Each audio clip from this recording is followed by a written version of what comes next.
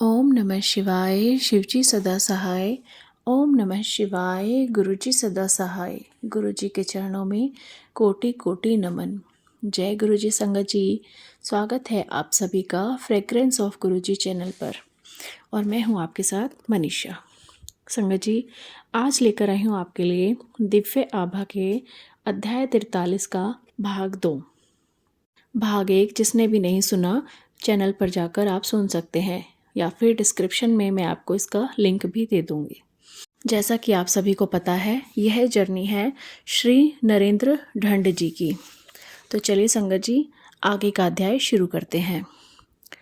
और पुत्र को आयु वृद्धि। अक्षय अत्यंत विलक्षण बालक था। 3 वर्ष की आयु तक उसके शरीर और मूत्र से गुरुजी की सुगंध आती थी। एक दिन उसके पिता नरेंद्र ने उसकी जन्मपत्री एक ज्योतिषी को दिखाई तो उन्होंने कहा कि इसकी आयु केवल 8 वर्ष तक ही है। दुखी माँ ने नरेंद्र को गुरुजी से प्रार्थना करने के लिए कहा। दिसंबर 2001 में गुरुजी जालंधर में थे। नरेंद्र ने वहां जाकर गुरुजी को ज्योतिषी के कथन से अवगत कराया तो उन्होंने मात्र इतना उत्तर दिया कि ज्योतिषी लोगों को गलत मार्ग पर ले जाते हैं। कुछ दिन पश्चात एक भक्त ने जालंधर में ही एक समारोह का आयोजन किया था। गुरुजी ने नरेंद्र को आने के लिए कहा तो उन्होंने चंडीगढ़ में एक अधिवेशन होने के कारण अपनी असमर्थता व्यक्त करी। गुरुजी के अनुरोध पर नरेंद्र रात्रि 10 बजे चंडीगढ़ से जालंधर पहुंचे। गुरुजी उस समय प्रसाद वितरण कर रहे थे। उन्होंने नरेंद्र को भी प्रसाद दिया। फिर नरेंद्र ने लंगर किया और उसके उपरांत गुरुजी के साथ हॉल में बैठ गए। सतगुरु ने पुनः प्रसाद बांटा और नरेंद्र को देते हुए बोले कि उन्होंने उसके पुत्र की आयु वृद्धि कर दी है।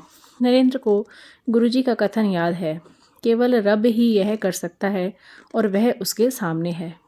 जब अक्षय का पाठशाला जाने का समय आया तो उसके अभिभावकों ने 3 स्थान पर प्रवेश पत्र भरे थे। दो ने बहुत अधिक राशि दान के रूप में मांगी तो उनके बारे में सोच विचार ही बंद करना पड़ा। एक स्वप्न में गुरुजी ने अक्षय की जेब में उनका चित्र रखने का निर्देश दिया और कहा कि ऐसे ही उसका प्रवेश हो जाएगा। तीसरे स्कूल में बच्चे के साक्षात्कार के दिन यद्यपि उसके माता पिता गुरुजी का चित्र लेकर भेजने को उत्सुक नहीं थे, उन्होंने उसकी जेब में एक चित्र रख ही दिया। उसके पिता चिंतित थे। 5000 में से केवल 250 चुने जाने थे, परंतु अक्षय का विश्वास अटल रहा। परिणाम आने पर वह चकित हो गए।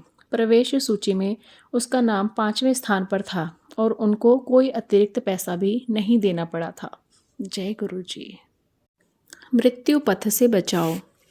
जनवरी 1998 में 3 साधु नरेंद्र के घर आए। उनमें से एक भविष्यवाणी करने लगे और नरेंद्र की माँ को बताया कि उनके बड़े पुत्र की अब तक मृत्यु हो जानी चाहिए थी।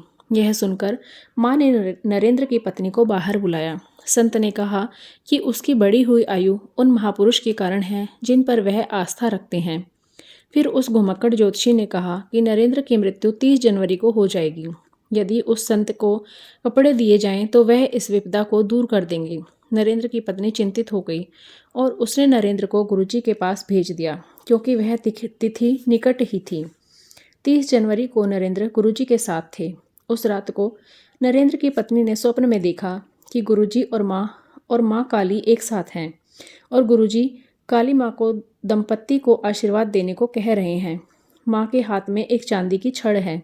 उन्होंने दंपत्ति को अपने हाथ आगे करने को कहा। नरेंद्र के ऐसा करने पर माँ ने उसके हाथ पर छड़ से वार किया। नरेंद्र की पत्नी ने भयभीत होकर मना कर दिया और हाथ आगे नहीं बढ़ाया। गुरुजी ने कहा कि छड़ के उस वार से नरेंद्र के बुरे कर्म नष्ट हो गए हैं। उन्होंने नरेंद्र की पत्नी को यह भी बताया कि वह दृश्य काल्पनिक ना होकर वास्तविक है। उसी समय नरेंद्र की पत्नी जग गई। उसने देखा कि उनके पूजा स्थान में रखे हुए गुरुजी के चित्र में लाल कपड़े काले हो गए थे, काली माँ के समान। 5 मिनट के पश्चात कपड़े पुनः लाल हो गए। जय गुरु जी। मृत्यु के चिन्ह मिटाए। लुधियाना में उनके पैतृक घर के द्वार पर 2 हाथ चिन्हित थे।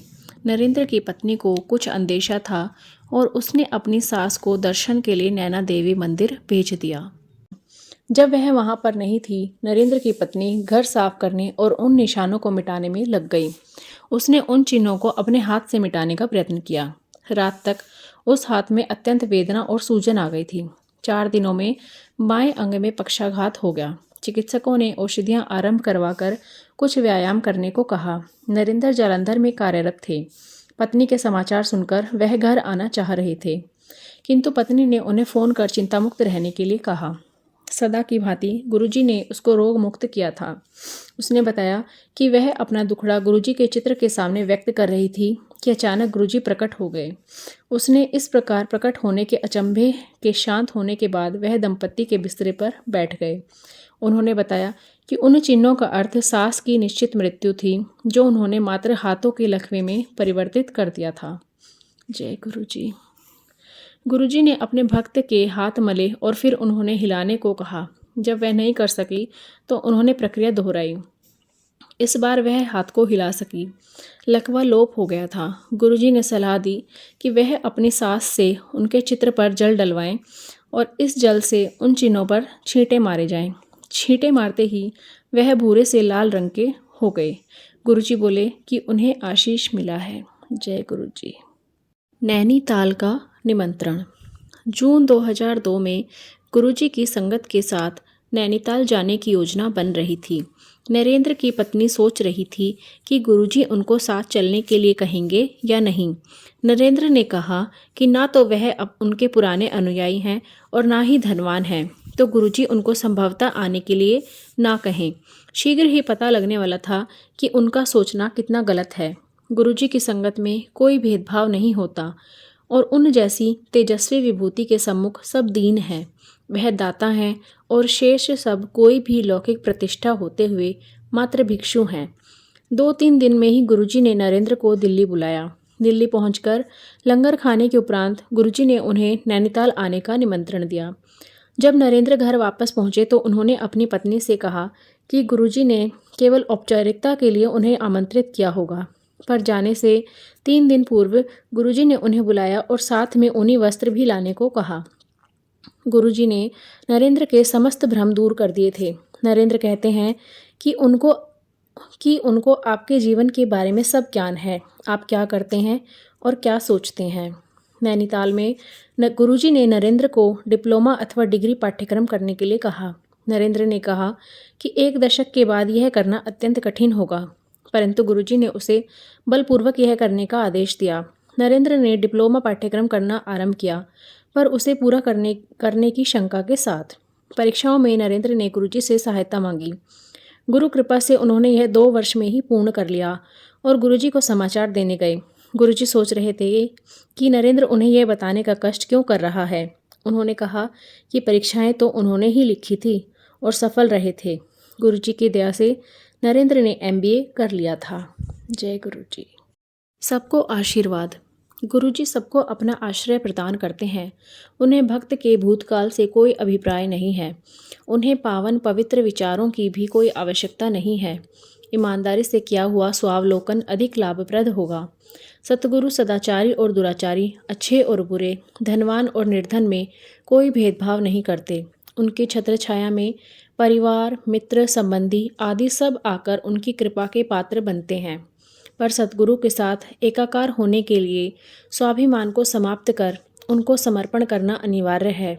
फिर गुरुजी अपने भक्त के जीवन पथ को ही सहज कर देते हैं और उसके बुरे कर्मों को जैसा उन्हें उचित लगे निष्फल कर देते हैं। नरेंद्र के भाई सुनील शिव के परम भक्त हैं और दोनों भाई अमरनाथ यात्रा एक साथ कर चुके हैं। जून 2005 में सुनील फिर से अमरनाथ यात्रा पर गए थे। एक स्थान पर भूस्खलन हो रहा था और ऊपर पहाड़ों से बड़े बड़े पत्थर गिरते आ रहे थे। बस एक गहरी खाई के किनारे रुकी हुई थी। सुनील ने गुरुजी को याद किया, उनका चित्र निकालकर उसके ऊपर जल डाला और उस जल को उस दिशा में छिड़क दिया जिधर से पत्थर गिर रहे थे। भूस्खलन बंद हो गया और सब यात्रियों को नवजीवन मिला। जय गुरुजी। उसके पश्चात जब सुनील गुरुजी के दर्शन के लिए दिल्ली गए तो गुरुजी ने उन्हें संगत को यह नया अनुभव सुनाने को कहा। उसके जीवन की रक्षा करने के लिए गुरुजी ने अन्य अनेक यात्रियों को जीवनदान दिया था। यह पहला अवसर नहीं था जब गुरुजी ने सुनील को जीवनदान दिया था। वर्ष 2000 में सुनील के अपेंडिक्स की शल्यक्रिया हुई थी। पर उसके पश्चात सुनील को मूत्र नहीं आ रहा था। यह गंभीर था। इससे संबंधित उदरशूल उनसे सहा नहीं जा रहा था।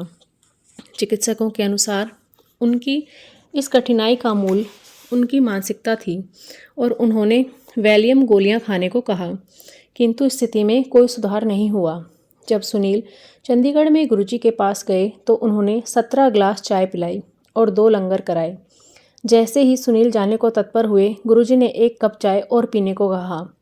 सुनील पहले ही इतना तरल लेने के पश्चात और लेने की स्थिति में नहीं थे, अतः गुरुजी ने वह चाय अपने सामने ही पीने के लिए कहा। वह बोले कि अब सब ठीक हो जाएगा। बाहर जाते ही सुनील ने मूत्र किया। कोई 10 मिनट तक उस दिन से उन्हें वह समस्या पुनः नहीं हुई है। गुरुजी द्वारा अभिमंत्रित चाय ने वह किया जो चिकित्सकों की औषधियाँ नहीं कर पाई थी। जय गुरुजी। 1997 में एक संबंधी की बेटी मधु अस्वस्थ हो गई। उसे कुछ स्नायु संबंधी समस्या थी और उसको उदर का पक्षाघात भी हो गया था। वह गुरुजी की अनुयायी थी और चिकित्सा के लिए जाने से पूर्व उसने गुरुजी के दर्शन करने चाहे। उसे चंडीगढ़ लाया गया और बाहर एक खिड़की के पास बिठाया जहाँ से वह गुरुजी को देख सके। मधु ने रोते हुए प्रसाद के लिए प्रार्थना करी। गुरुजी ने उसकी आस्था की परीक्षा लेने के लिए उसको सबसे अंत में प्रसाद दिया। उन्होंने उसको पटियाला के राजेंद्र चिकित्सालय में प्रविष्ट कराने को कहा। 2 सप्ताह वहां रहकर उसके स्वास्थ्य में सुधार हुआ। चिकित्सालय से निकलकर वह पुनः गुरुजी के दर्शन के लिए आई। उसके शरीर में एक बोतल लगी हुई थी जो गुरुजी ने निकलवा दी। चिकित्सक आश्चर्यचकित थे।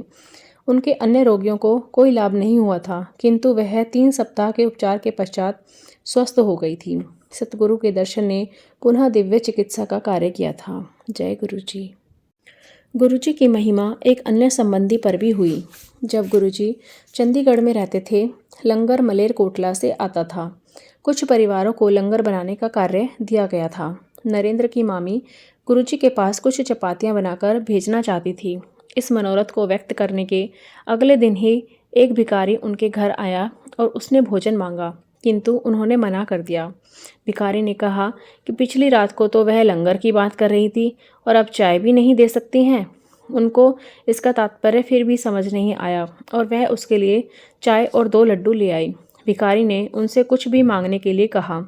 उसके इस कथन को भी समझ पाने में असमर्थ वह बोली कि उनके पास गुरुजी का दिया हुआ सब कुछ है। भिखारी ने तुरंत कल्याण होगा कहा। मामी जी भिखारी को शांति से खाना देने के लिए छोड़कर घर के अंदर चली गई। थोड़ी देर बाद उन्होंने देखा कि वह भिखारी चला गया था और ग्लास वहीं पर रखा हुआ था। भिखारी के अचानक अदृश्य होने से सामान्यतः वह पैसे मांगे बिना नहीं जाते हैं। उनको आभास हुआ कि गुरुजी ही उसके वेश में आए होंगे। जय गुरुजी। जय गुरुजी। शुक्राना गुरुजी। कैसा लगा संगत जी अध्याय? कमेंट करके हमें ज़रूर बताइएगा। अगर आप भी अपना सत्संग हमारे चैनल पर शेयर करना चाहते हैं तो डिस्क्रिप्शन बॉक्स में दिए गए व्हाट्सएप नंबर या ईमेल आईडी पर आप हमें अपना सत्संग रिकॉर्ड करके भेज सकते हैं। चलिए संगत जी, अब करते हैं मंत्र जाप। आप भी कीजिए मेरे साथ। ओम नमः शिवाय, शिवजी सदा सहाय।